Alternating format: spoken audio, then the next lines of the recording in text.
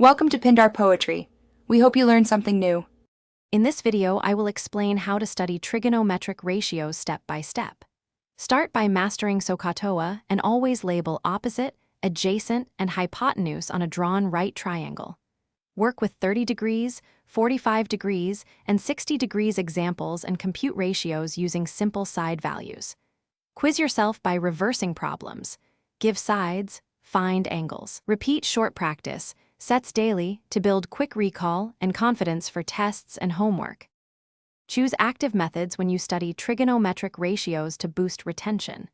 Combine unit circle sketches with flashcards for common ratios like 1/2, SQRT 2/2, and SQRT 3/2. Alternate solving for angles and sides in short timed sets to simulate exam pressure. Explain solutions aloud to reinforce understanding and catch errors. Keep sessions focused and brief. Then review mistakes to turn weaknesses into reliable steps for future problems.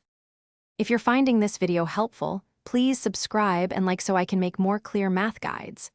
Quick recommendation: pick up leak-proof containers to keep snacks neat while you study. They save time and avoid spills during long sessions. I find a tidy desk helps focus and keeps practice running smoothly. Check the description for the product link and other deals. Now let's get back to the video. Build a practice routine that targets fundamentals and variety. Begin with right triangles using simple side numbers and compute sine, cosine, and tangent directly.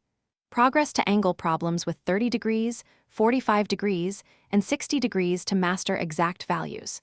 Mix in word problems so you can identify which sides correspond to an angle.